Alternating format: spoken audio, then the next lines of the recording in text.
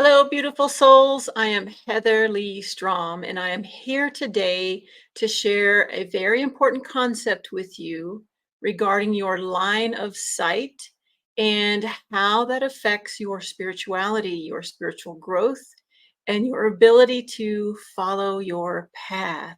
So stay with me. We have a lot of good stuff to talk about today.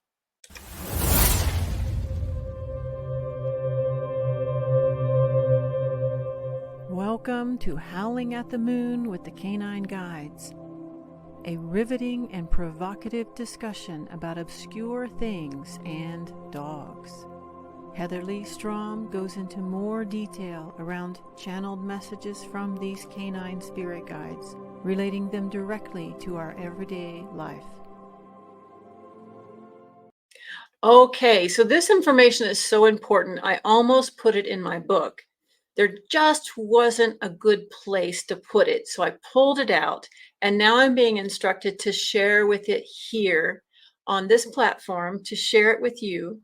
So let's dig into it, shall we? What does your line of sight have to do with your spiritual journey? I'm going to give you physiological connections between what you focus on with your eyes and where you go, how you manifest. So this is really exciting information. This is something I have been studying my entire life, and everything that I have done, every sport, every activity has supported this theory. So I'm going to walk you through that connection step by step so you can see it readily for yourself. And it just makes it so much easier for us to really reel in our intention and fine tune it and direct it exactly where it needs to go in order to be fulfilled. Okay, but first, I need to ask you a favor. If you are enjoying my podcast, if you enjoy the energetic upgrades you get from the Canine Spirit Guides, if you've been watching in the background and not giving yourself back to the program, please let me know that you're getting something out of this podcast. I'm trying to decide whether to continue with it or not. It does take up quite a bit of time.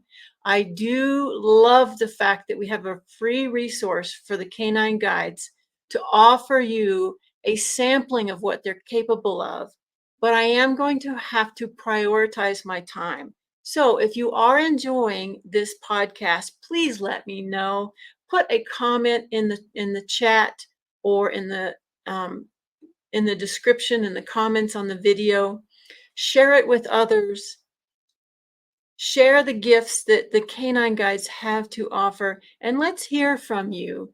If I'm not getting any feedback on how this work is affecting other people, whether or not it's providing the information and hitting its target, then I'm going to have to redirect my time and energy. So if you'd like me to continue, please let me know. Just drop me a note in the comments. Okay?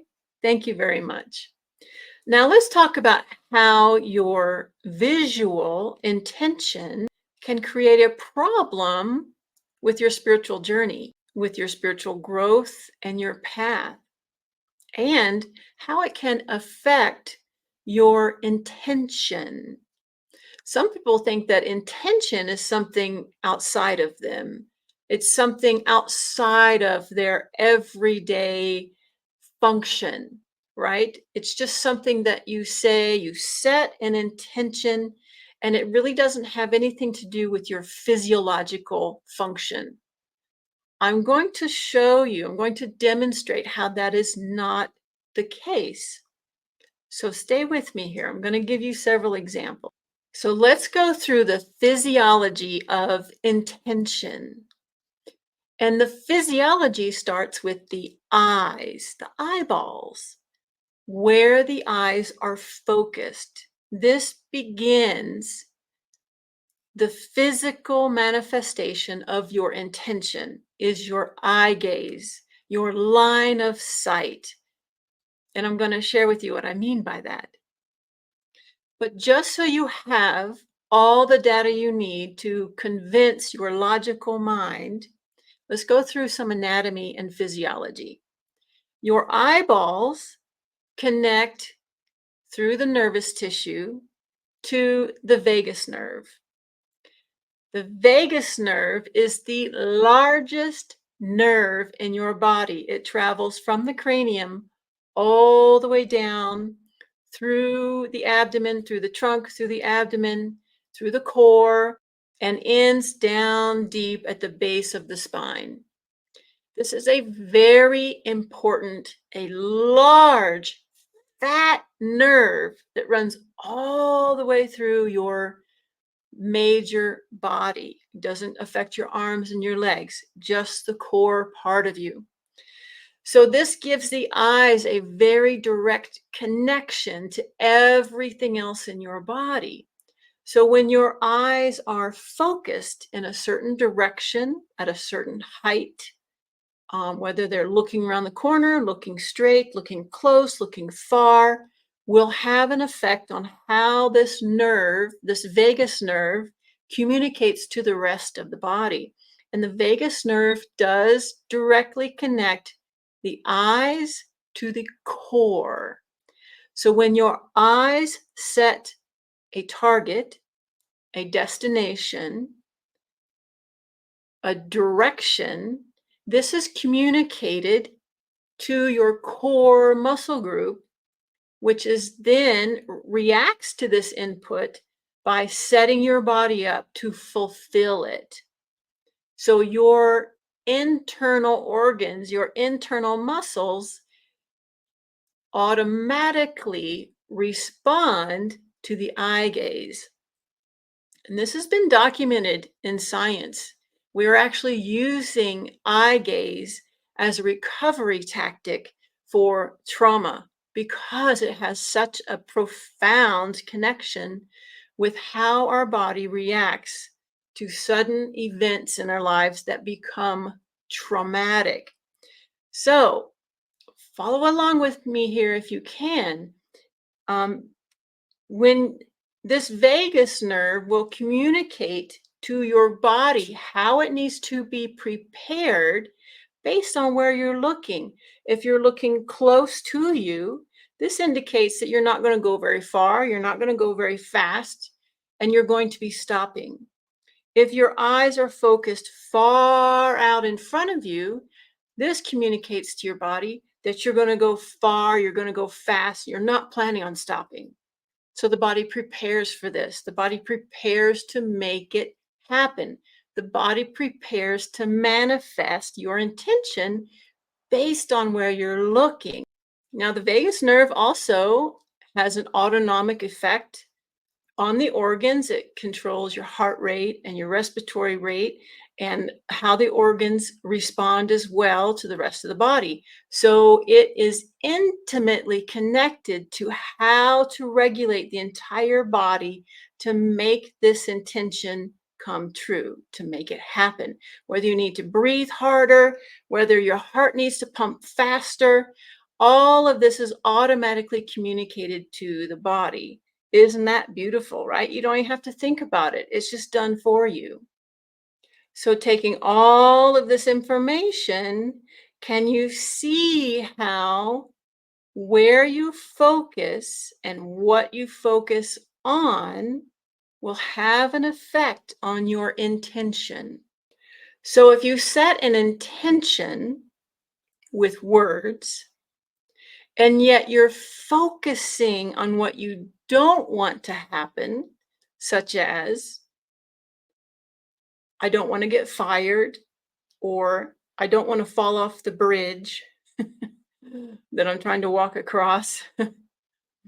Or if you spend your time focusing on the negative interactions you have in your life, thinking about it over and over, or anticipating it over and over, instead of setting your gaze on what your intention in life is. So if your intention is to live in peace, to not judge others, to be completely happy and joyous, And yet you have these thoughts in your mind that you keep revisiting, bad memories, maybe an argument you had, um, an accident you were in. If you keep thinking about these memories, these triggers, then you will never meet your intention.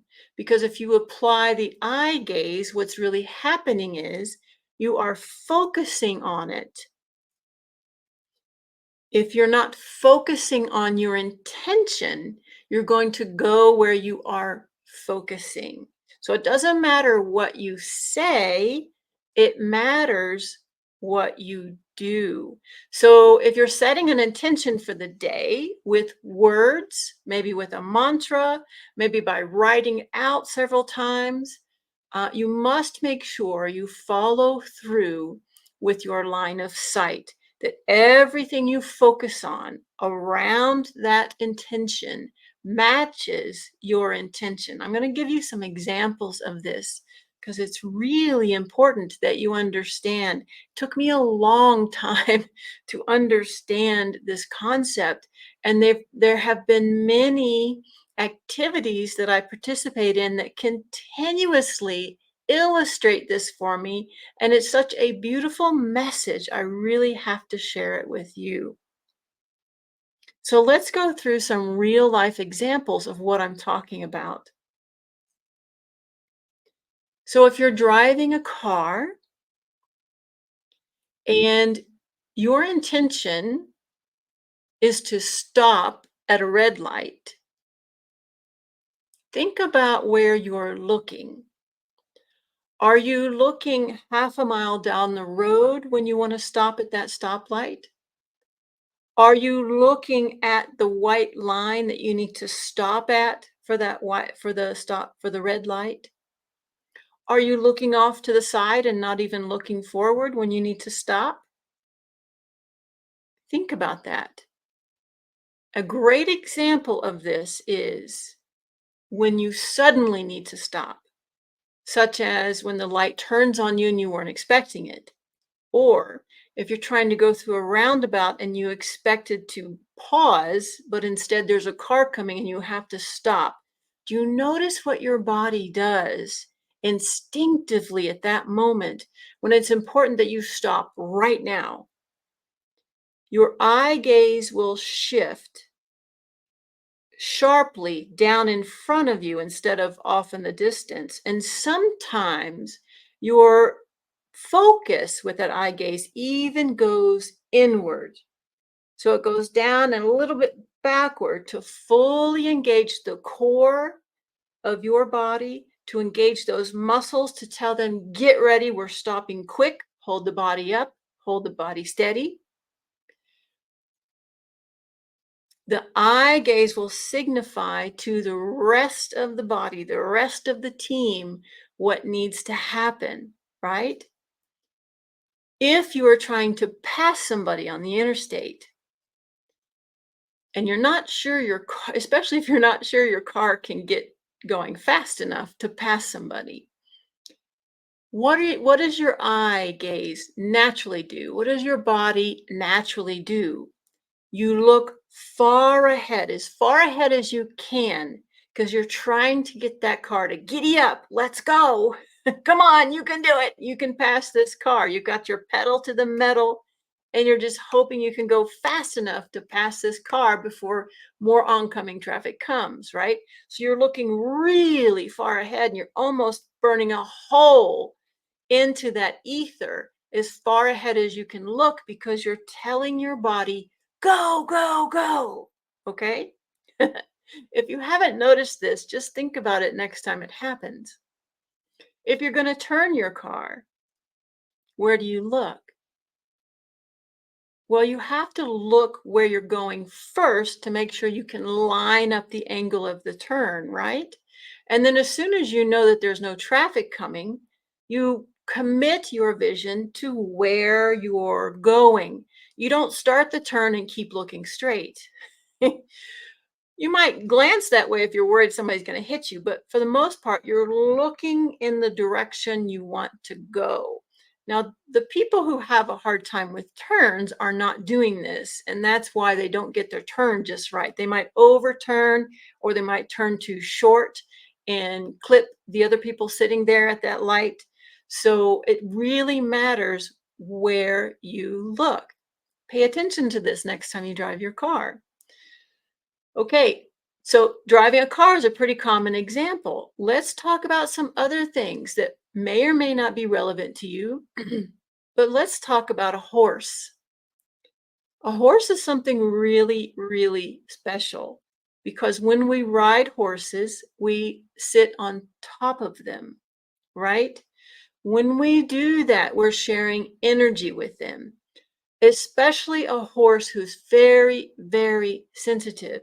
Our tailbones are the ischial tuberosities where we sit, those bones that stick out on your butt when you sit down. Those bones will intimately communicate with your horse what your intention is, regardless of what your hands and your feet are telling the horse. So let's go back to our eye gaze. If you're on a horse and you want this horse to slow down, the easiest way to do it is to, just like in a car, bring your focus closer. So look just in front of the horse's feet, just in front of the horse's ears. And even if you need more focus and more collection in the horse, you bring your focus just a little bit inside of that. And it brings the horse up underneath you and collects that horse a little bit more because your eye gaze travels down through the vagus nerve. It actually will communicate with your core muscle groups, and it actually causes a shift in your sit bones, a shift in whether you're rolling back on your sit bones or you're rolling forward on your sit bones, kind of giving yourself an arched back. And the position of the sit bones, a very subtle change, communicates volumes to the horse. So the horse picks up on this change in your center of gravity, change in your alignment, and will respond appropriately. If you want your horse to go fast and long, so if you're on a cross-country gallop, you've got your gaze fixed as far ahead of you as you can see, because that's where you're going. All of that terrain in front of you, you're intending to cover it. So the horse can feel this through the vagus nerve connection with your seat. And the horse says, got it. We're going long, we're going fast. I'm going to just settle into a powerful ground covering gallop. Okay. If you are jumping a horse, the first thing you do is to look at the jump you're going to approach so the horse knows what's coming. As soon as the horse locks onto that obstacle in front of you, the ears go forward, you know the horse is locked. At that point, you change your gaze to what happens after the jump. If you don't, the horse thinks, because you're still staring at the jump, the horse is going to think that that's the target. We get to the fence and we stop, right? Line of sight. That's all he's seeing is what you're showing him. You're looking at the fence. So the horse says, oh, we're going to the fence and we're stopping. And that's when people get thrown, right? Because the horse followed our instructions. The horse followed our true intention as communicated by the eyes. Now, if you set it up the way I described first, where you look at the fence to show the horse where you're going, and then as soon as the horse understands its job, you look past that. So you're already giving the horse information about what to do after the jump.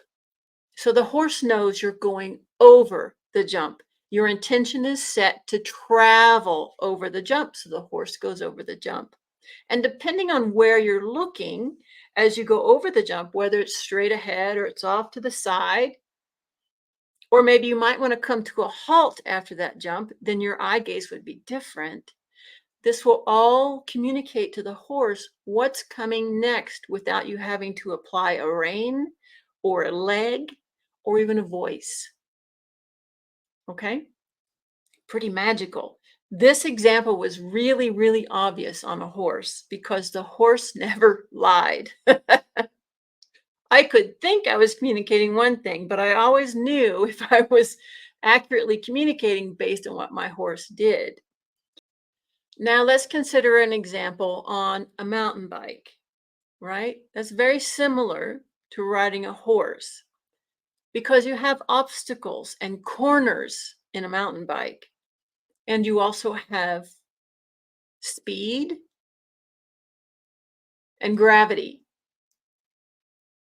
So your eye gaze is tremendously important, not only in getting yourself over obstacles, but in keeping you safe along the trail. So this is really going to apply to our spirituality because especially in mountain biking, you always want to look where you want to go, not where you don't want to go. So when you're on a single track, a thin, um, single wide trail that's on the edge of a cliff or along the side of a hill, you don't want to be looking down the hill where you could fall or over the cliff where you could fall because that sets your intention. You know, you've heard people say, never look down. Well, that's why. You don't want to look down and then subsequently go that direction. So, no matter what's happening around you, set your focus, set your intention to follow the direct path that you wish to follow. Same thing on a mountain bike with obstacles that you find on a horse. If you look at that obstacle longer than it takes for you just to realize and set up for going over it, then you're not going to be able to get over it. So, again, look at the obstacle that you have to traverse enough that the brain goes, aha, I need to do XYZ, and then look past it. Always look further along down the trail as you're going through the bumpy stuff or the technical stuff or the things that you have to ride over. The bike is engineered to get over that stuff. All you have to do is power it. So don't stare at it. The more you stare at it, the more you're going to hit it. Fascinating, right? If you're going around a corner, same as when you're going over an obstacle. You don't want to look to the apex of the corner. That's a really bad habit. It's hard to overcome because sometimes the brain gets overwhelmed with what it's seeing and it just locks in on the first thing it sees and it stops. It kind of freezes. When you do that, you can't get through the corner.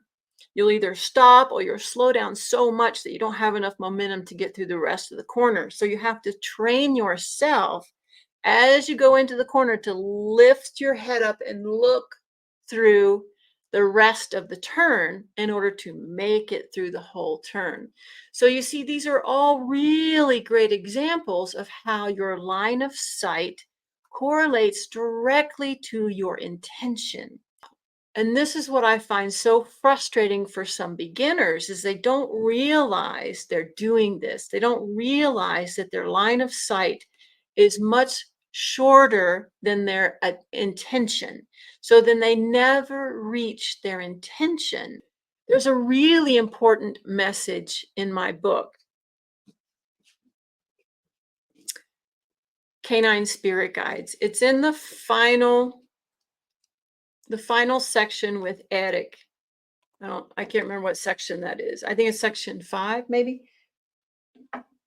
When I'm going through numerous health issues that are devastating, each on their own, and yet I have multiple devastations that I have to face.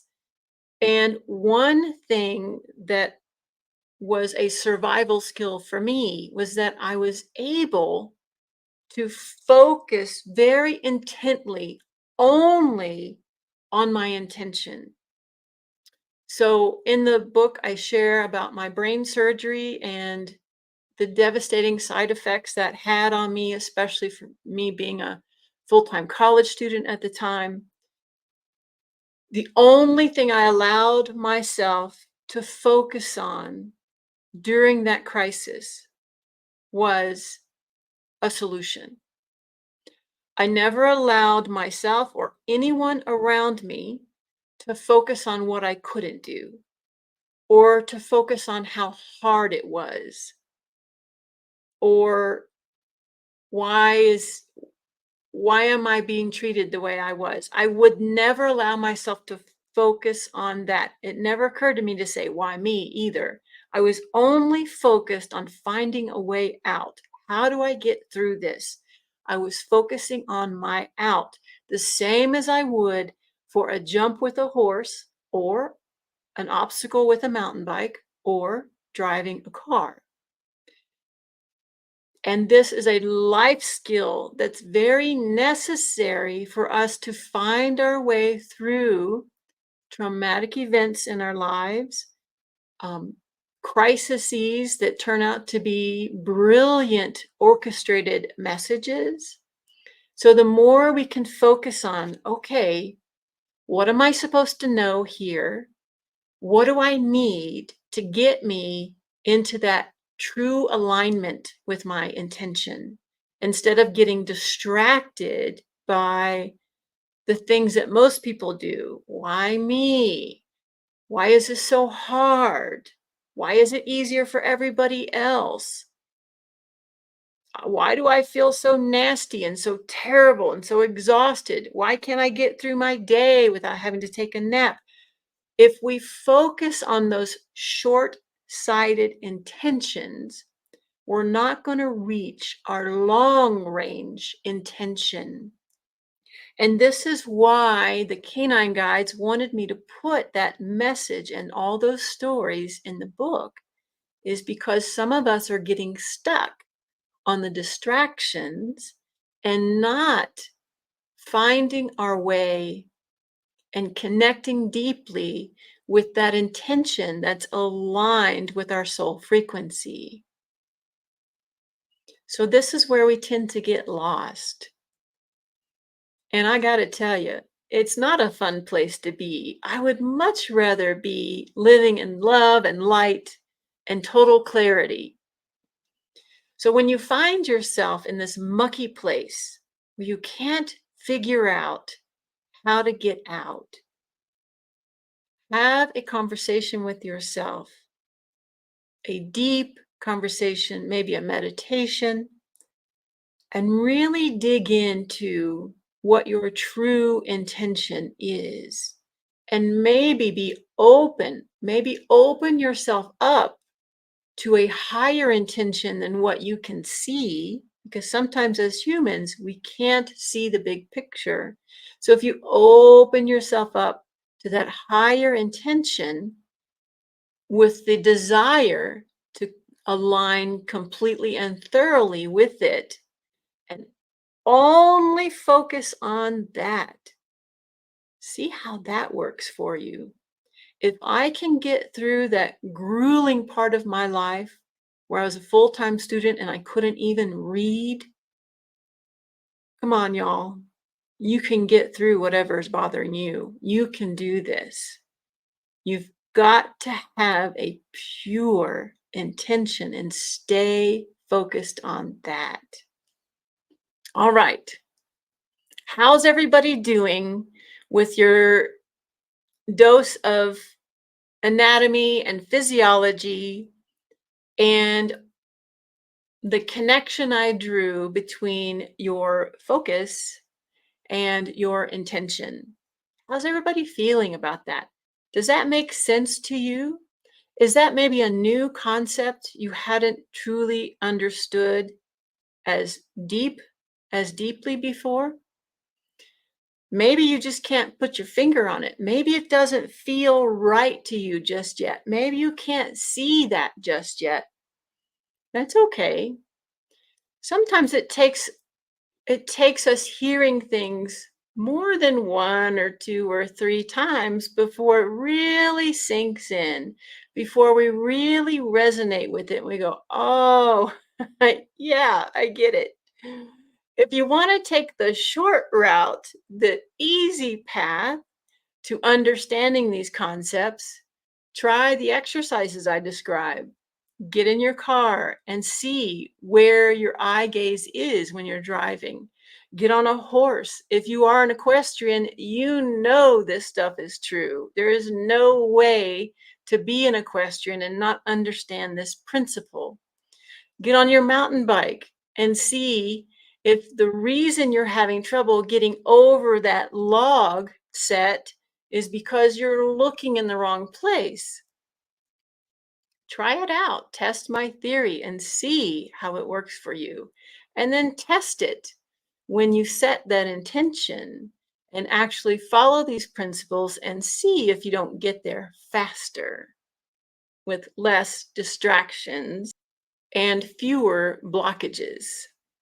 All right? Okay. So, with that being said, I have a little announcement about a new program I have available with the Canine Spirit Guides now. I have developed a self-paced home program where you can learn to connect with the canine spirit guides on your own. They call this the base camp. It's going to be the first step in a full program designed to, number one, prepare you and also teach you how to connect with the canine spirit guides. So, this base camp has 6 different modules. There's one for each canine spirit guide, and each module has at least 2, if not 3, energetic upgrades that will allow you to experience their frequency and teach you how to decipher between the 4 of them and also what they work on. So you get more familiar with the canine spirit guides. You get more practical experience in receiving their frequency as well as receiving energetic upgrades that will propel you further within this ability. And this is the first step if you're wanting to ultimately and finally be able to connect with them yourself. This is the first part of that process. It's called Base Camp. So this is available on my webpage, heatherleestrom.com. It's on the pop-up as you go onto the page. You can sign up for it and you have 6 months to complete the whole program, which is more than enough time. It shouldn't take you more than a month, probably, if you go through as directed. And you can revisit each level as often as you need to really clearly understand and really clearly receive that frequency. But try it out. If you guys have been watching me for a while and you'd like to learn how to connect with the canine spirit guides, this might be a great option for you. It's not very expensive either, so try it out. Okay, so now we're going to be receiving a healing frequency and an energetic upgrade from Oregon. Oregon is the Basenji and the Black Panther. She's near and dear to my heart. She was my favorite canine spirit guide to work with. She was also my favorite dog in the book. If you've read the book, you realize how special and magical she is. So she's going to be offering her services today, working through the third eye and removing any obstacles that might connect you to your highest intentional frequency. So she's going to provide a bridge between you and your divine frequency so that you will know exactly how to set your intention and how to align it with your divine purpose. Okay? So, for those of you who wish to participate, All you have to do is send a telepathic, yes, please, I'd like to receive. And then through the session, just follow along with what I'm describing. If you can't hear or see or feel things for yourself, just follow along what I'm describing. And by using your imagination, you will create a bridge between your physical brain and your spiritual skills. Okay. So until you develop those spiritual skills, it's important that you flex that imagination muscle. For those of you who don't want to receive, you just want to kind of listen, see what it's about, that's okay too. Just telepathically say, no, thank you. I don't want to receive right now. And you can just listen to the broadcast. All right. Okay. So make sure you're not driving a car if you're planning on participating. You want to be sitting in a chair, not lying down, because then you might fall asleep. And just find a relaxed position so you can close your eyes. Okay. Are you guys ready? All right, so let's close our eyes here. I'm going to have you take a deep breath in, opening up that lower belly, middle belly, the chest, and exhale. There you go. And just let that voice come out with it too. That will help you relax even faster. And in again. And out again. Using that breath to bring you sharply into the here and now. Tuning into that breath, turning your intention and your focus to within yourself. There you go. And with each breath, you feel lighter and lighter, allowing anything that you don't need to be focused on right now to just be released with that breath. All of your human activities and human responsibilities, just let those fall out with that exhale. You don't need that focus right now. There you go. And then just draw your attention to your lower belly below the umbilical cord, your sacral plexus, the sacral chakra. Draw your attention there, focus your imagination there. And from here, you want to send down this beautiful earth cord, grounding rod, down through your root chakra, down through the base of your energetic field, all the way down into the planet, sending this cord deeply, deeply within the planet, anchoring in on the Earth's core crystal. That's it. Connect with that grounding rod.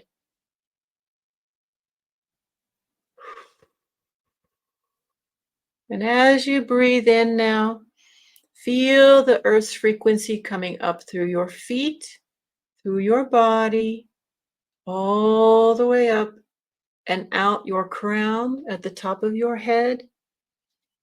As this Earth's frequency comes out through the top, imagine a door or window up here at your crown and just open that up if you wish to receive.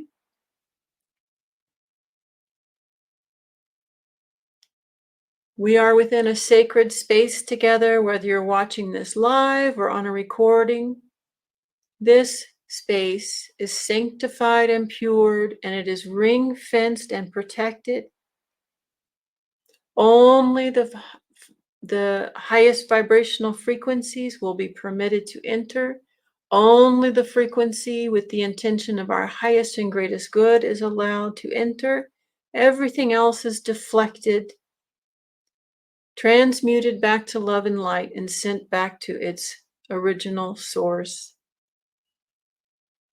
So this is a protected space that we're sharing for this session today. And as you open that window or that door at the top of your crown, you can just feel the frequency of Father Sky pouring down within you, this cool, cool vibration, sharing with you the frequency of the cosmos, the frequency of the masculine, coming down all the way through your body, down your legs, and out through your feet. And as you tune into your breath again, you can feel both of these frequencies, the one from Gaia, Pachamama, and the one from Father Sky. You can feel both of these frequencies blending and mingling and interweaving with each other within you, creating a harmonic balance of frequency and energy. That's it.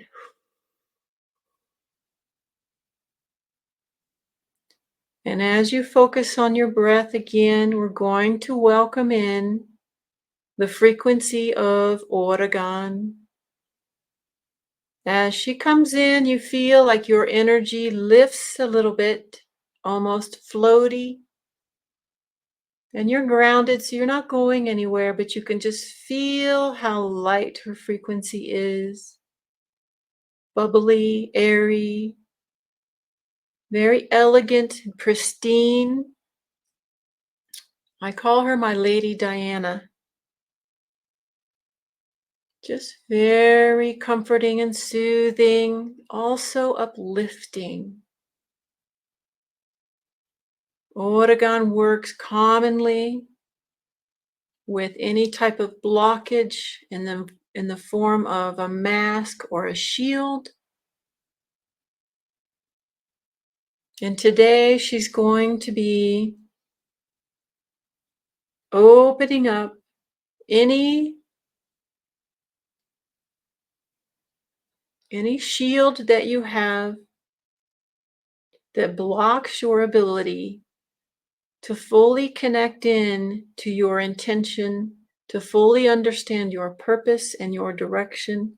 She's going to be temporarily opening this shield up. Going to slice it down the middle, wherever it is. Each person has a different kind of shield, a different shape, a different location. So she's assessing you at this moment with the Black Panther. The Black Panther has these really intense eyes that glow, and these eyes contain lasers that can read your energy field and also slice through what needs to be dissolved.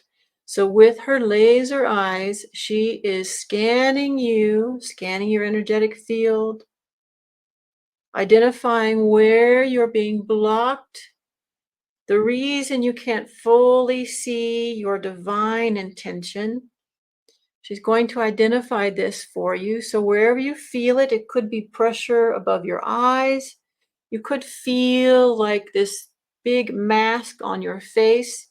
You could feel that there's an attachment here that's at the base of your sternum at the xiphoid process. This is sometimes where these masks will hook in. Some of them are very, very long. They go all the way down the front of the body, and they actually hook in around the pubis symphysis, around the genital area. Just depends on what mask you have constructed as far as where you might feel that she's working. You could also have some masks on the back side, the back of the head, across the back of the shoulders, all along the back side of the body. Each person is different, and this is all based on your life experiences. The masks are generated by the ego to protect you. So provides a false sense of protection, but it also provides a blockage for you to not be able to connect directly to your divine source energy. Okay, so when she finds this blockage, she uses her laser eyes to just cut it right down the middle. I can feel this twitching in my eyes here as it's going by. And you can just visualize. If you can't see anything for yourself, just visualize what I'm describing. But if you're picking up the exact area where she's working or where you feel this laser, that's going to indicate where your mask is. As the laser cuts through this mask right in the middle, she's going to pull it apart, opening it up, giving you full vision, giving you access. This is temporary. It's going to give you access to be able to identify your divine intention.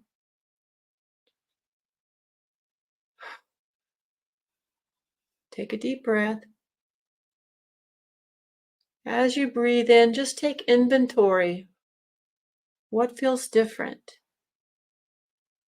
What moves differently? What feels more spacious? Does it feel like there's an opening around your third eye? Maybe your heart, maybe your throat, or your crown? Where are you perceiving it? Just just tune into that, because that would be your individual truth. And now that this obstruction is removed, with the intention of your focus, I want you to try and connect in the distance with your intention. Connect to your divine path, skipping over these intentions that are just meant as distractions, or the intentions that are set too short, that aren't looking far enough ahead to keep you moving in that direction.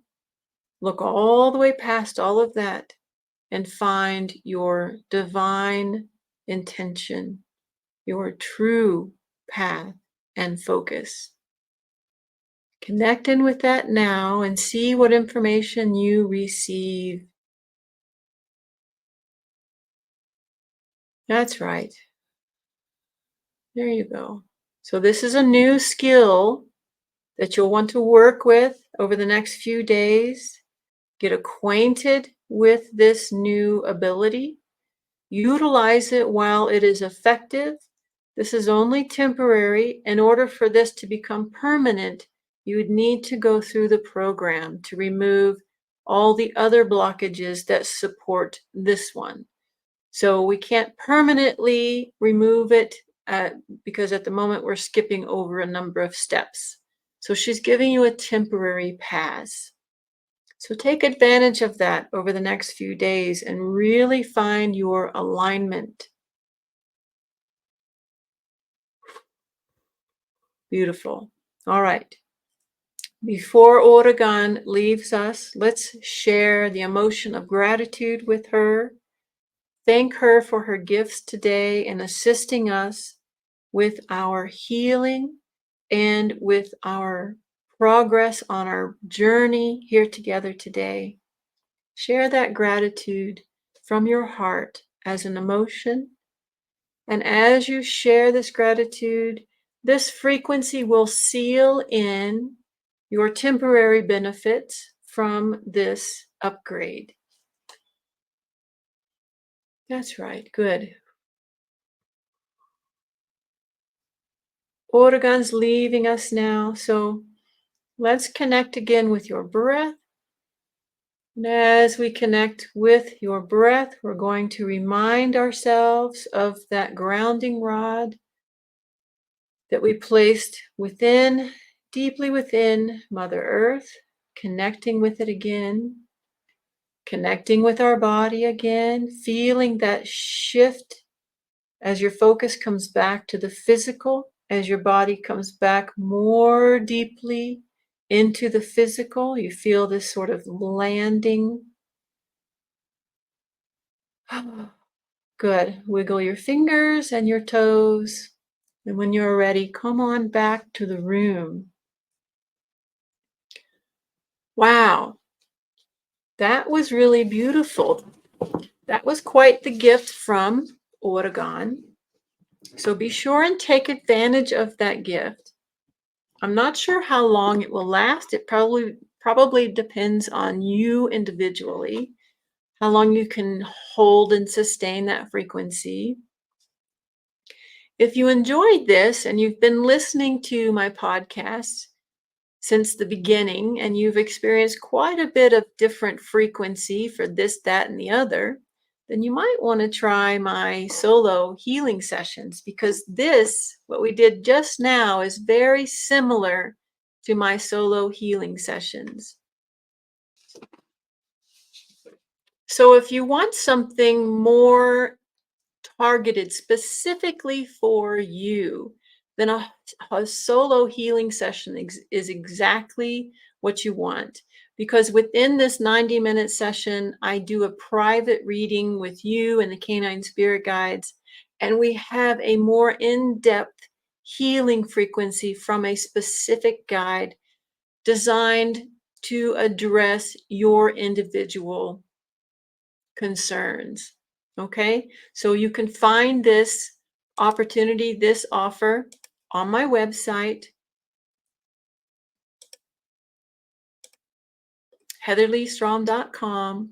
So be sure to check that out. If this is something that resonates with you, if you want more in-depth assistance with your journey, something you're attempting to overcome, maybe some shadows that you can't quite find, but you know they're there.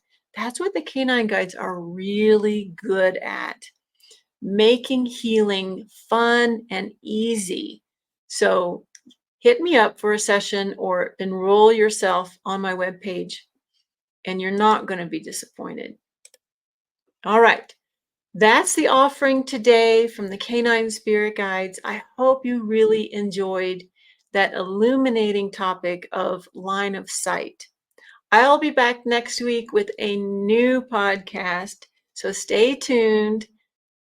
Follow me on YouTube and share with all of your friends. And don't forget to leave me a note so I know if this podcast is providing assistance to you. If I don't hear from anybody, I'm going to stop doing my podcast and spend my time on other things. So be sure and reach out. All right, you guys, love you. Good luck on your journey. Let me know if I can help.